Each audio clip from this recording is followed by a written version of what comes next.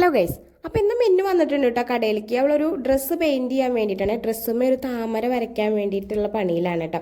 പിന്നെ വൈകിട്ട് വൈകിട്ടും വരുമ്പോൾ നമ്മൾ കളർ എടുക്കാൻ കൊടുത്ത ഐറ്റല്ലേ അത് കിട്ടിയിട്ടുണ്ട്.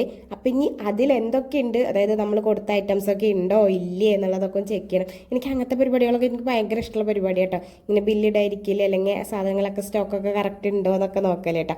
അപ്പോൾ അതിൽ ഒറ്റ പീസായിട്ട് നമ്മുടെ ഒരു നീലമാല നമ്മൾ കൊടുത്തിട്ടുണ്ടായിരുന്നില്ലേ, അതുണ്ടായിരുന്നു കേട്ടോ. എനിക്ക് ആ മാല ഭയങ്കര ഇഷ്ടമായിട്ടുണ്ടായിരുന്നു. കളർ എടുത്ത് വന്ന് നോക്കുമ്പോൾ പിന്നെ പറയണ്ട, എൻ്റെ കണ്ണ് അതിൻ്റെ മുകളിൽ നിന്ന് പോകുന്നില്ല എന്ന് തന്നെ പറയാട്ടോ.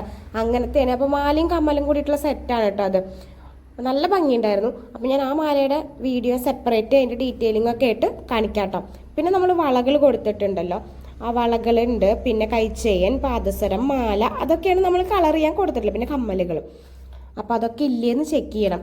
അപ്പോൾ എല്ലാതും ഉണ്ടായിരിക്കും, പക്ഷേ ഞങ്ങൾക്ക് മുന്നേ കളർ ചെയ്യാൻ കൊടുത്തപ്പോൾ നമ്മുടെ 2 മാല നമുക്ക് കിട്ടിയിട്ടുണ്ടായിരുന്നില്ല കേട്ടോ. അത് പിന്നീടാണ് കിട്ടിയിട്ടുള്ളത്.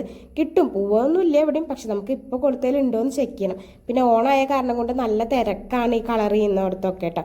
അതുകൊണ്ട് പെട്ടെന്ന് മേടിക്കണം. പിന്നെ ഇതൊരു റെഡ് പാലയ്ക്കാണ് കേട്ടോ. ഇത് നമുക്ക് ഓർഡറുള്ള പാലയ്ക്കാണ്. ഇത് റെഡ് കളർ വേണം, 5, 5, 10 എന്നുള്ള രീതിയിൽ റെഡ് കളർ വേണമെന്ന് പറഞ്ഞ കാരണം കൊണ്ടിട്ട് ഇത് റെഡ് പാലയ്ക്ക. പിന്നെ ഇത് ഒറ്റ ലോക്കറ്റുള്ള ഒരു പാലക്കയുടെ ഡിസൈൻ. പിന്നെ ഇതൊക്കെ പാദസരങ്ങളാണ് കേട്ടോ. അപ്പം എണ്ണം ഉണ്ട് പാദസരങ്ങൾക്ക്, എത്ര എണ്ണം ഉണ്ടോ ഇല്ലേ എന്നുള്ളതൊക്കെ ചെക്ക് ചെയ്യാൻ കേട്ടോ. അത് വൈകിട്ടാണ് കിട്ടിയത്. അത് കാരണം കൊണ്ട് തന്നെ നമുക്ക് അത് നോക്കാൻ അധികം സമയം കിട്ടിയിട്ടില്ലായിരുന്നേ.